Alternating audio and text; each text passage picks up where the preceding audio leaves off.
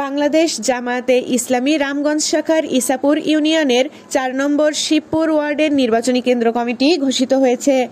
শরীফুল ইসলাম ভুইয়া, রামগঞ্জ প্রতিনিধির ভিডিও চিত্রে বিস্তারিত। লক্ষ্মীপুর রামগঞ্জের ৪ নম্বর ইসাপুর ইউনিয়নের শিবপুর ওয়ার্ডের নির্বাচনী কেন্দ্র কমিটি ঘোষণা করা হয়েছে। ২৯শে আগস্ট শুক্রবার শিবপুর সরকারি প্রাথমিক বিদ্যালয় মাঠ সংলগ্ন কক্ষে এই কমিটির ঘোষণা দেওয়া হয়। উক্ত অনুষ্ঠানে অতিথি হিসেবে উপস্থিত ছিলেন মাওলানা সাইফুল ইসলাম, সভাপতি শ্রমিক কল্যাণ ফেডারেশন রামগঞ্জ উপজেলা। আরও উপস্থিত ছিলেন মাওলানা ওমর ফারুক, সম্মানিত ৪ নম্বর ইসাপুর ইউনিয়ন, মাওলানা সাইফুল্লাহ হেলালি, সেক্রেটারি ওলামা মাশায়েখ বিভাগ রামগঞ্জ উপজেলা শাখা। অন্যান্যদের মধ্যে উপস্থিত ছিলেন মাওলানা আব্দুল বারী, সভাপতি শ্রমিক কল্যাণ ফেডারেশন ইসাপুর ইউনিয়ন। শ্রমিক কল্যাণ ফেডারেশন রামগঞ্জ উপজেলা শাখার সভাপতি মাওলানা সাইফুল ইসলাম বলেন, সরিষার ভেতর ভূত রেখে কোনোদিন ভূত তাড়ানো সম্ভব নয়। যে দেশের রাষ্ট্র ব্যবস্থা জাহিলদের হাতে থাকে, যারা ইসলামকে মানে না, কোরআনকে মানে না, যারা সুন্নাহকে অনুসরণ করতে চায় না, মুহাম্মদ সাল্লাল্লাহু আলাইহি সাল্লামের আদর্শে অস্বীকার করে, এই জাতীয় ব্যক্তিদের দিয়ে জীবন শান্তি প্রতিষ্ঠা করা সম্ভব নয়। জিজ্ঞাসা করতে চাই, স্বাধীনতার এই সময় পর্যন্ত, এখন পর্যন্ত বাংলাদেশ কি এখন পর্যন্ত শান্তিপূর্ণ কোন সরকার পেয়েছে? যদি না পায় তাহলে আপনাদেরকে বুঝতে হবে যে সরিষার মধ্যে ভূত রেখে কোনোদিন ভূত তাড়ানো সম্ভব না।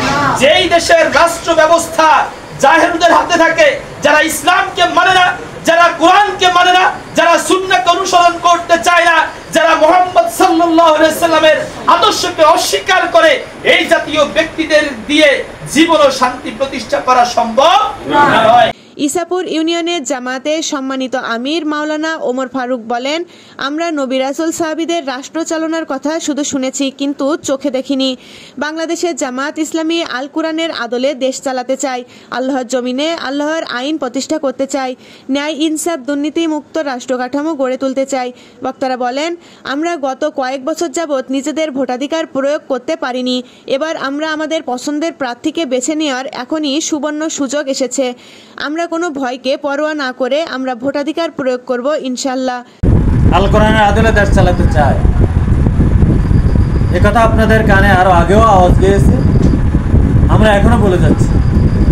কিন্তু আল কোরআনের শাসন কেমন এটা আমরা দেখিনি কখনো, আমরা শুধু শুনেছি।